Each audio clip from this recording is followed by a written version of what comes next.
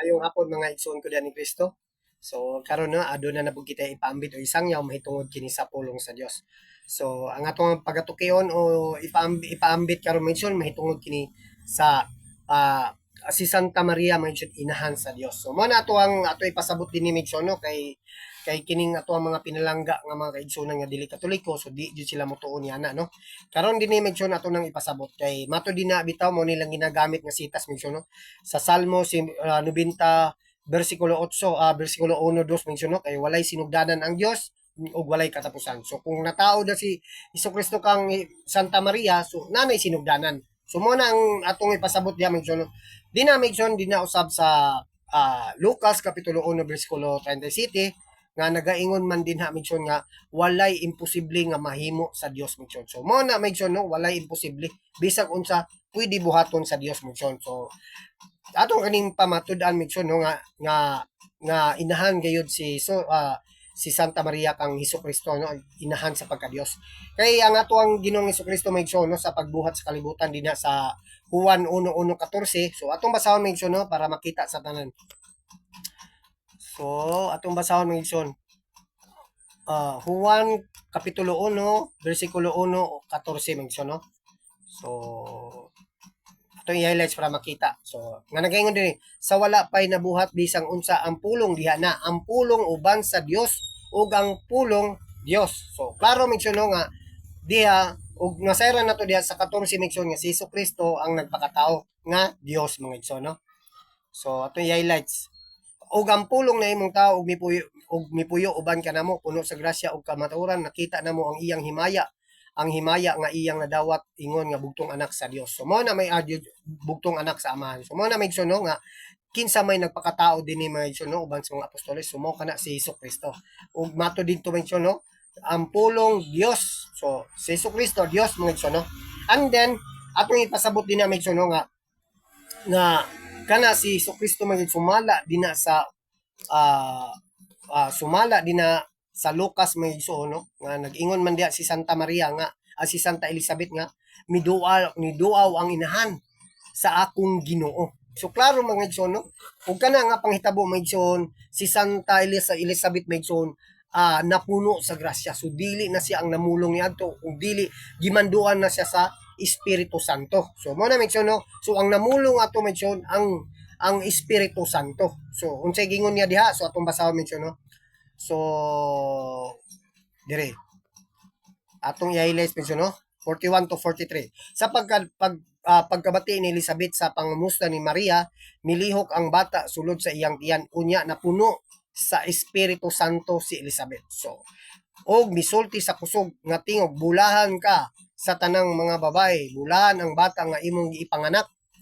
Pagkadako sa akong kalipay nga ang inahan sa akong Ginoo miduaw kanato. So dinhi mangigsoon no. So kinsa ang nagpamamulong na ani migsoon no ang Dios ang Espiritu Santo na niya puno na sa Espiritu Santo si Santa Elizabeth.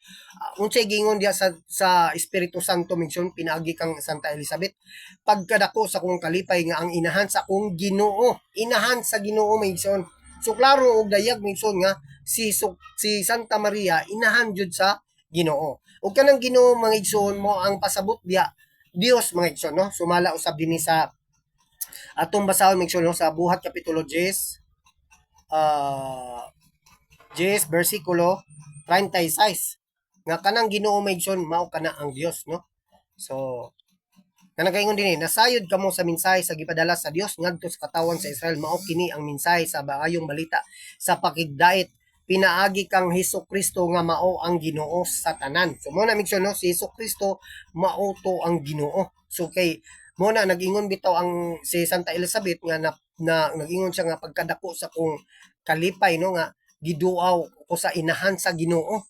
So, kinsa man tong gisabak ni Santa Maria si Hesukristo nga mao ang Ginoo mission. So, klaro og dayag mission no nga ang atong si Santa Maria so inahan jud sa Ginoo o inahan sa Dios minsan no kay si Hesukristo mga no bisan pa magipakatao siya mga gianak ni Santa Maria sa duha may nature sa atong Ginoo mga no tinuod nga Dios ug tinuod nga pagkatao. So sa diyang natao si Hesukristo pinagi kang Santa Maria mga so wala wala nawala ang iyang pagka-Dios bisang naa siya diri sa kalibutan nga tao siya, wala nawala ang iyang pagka-Dios. Sumala dinhi mga igsoon, no? So atong basahon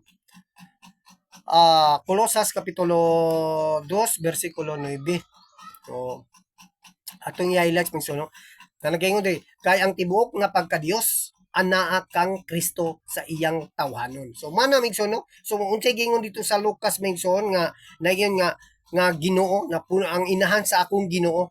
And then ang Ginoo migson nga mo to si Kristo o sa diri sa Colossus mention unsay gingon diri ang tibuok nga pagka Dios anaa kang Kristo. So sa iyang tawhanon. Bisang tao siya dinhi mention naa gihapon ang iyang pagka Dios. So atong napamatud-an dinhi mention nga si Santa Maria inahan gayod sa Dios mention, no? Kay sumala dito sa Lucas 1:41 na puno sa Espiritu Santo si Elizabeth mention. So ang namulong na ato mention ang Espiritu Santo na no nga nagingon nga ni duaw ang iyang inahan sa Dios. So mo na mention, no, kay og ato usang mapamatud ang dinhi nga si Jesucristo kayo Dios mention kay walay nakahimo sa iyang gihimo dinhi nga tanan milagro mention, no? Especially nga nakita sa mga apostoles nga ni saka gyud sa langit si Jesucristo mention, no? So mo na walay nakahimo niya na mention, no? O atong basahon dinhi mention dinhi sa buhat Kapitulo 1 versikulo misaka si Jesus sa langit mention, no? 9.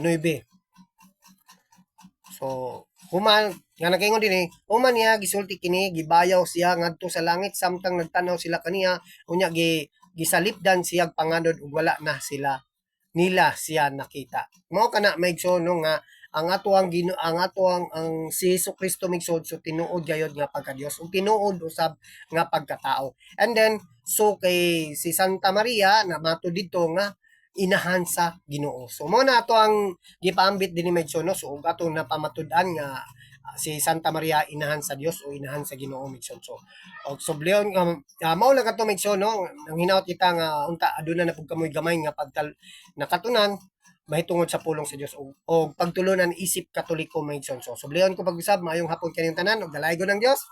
God bless.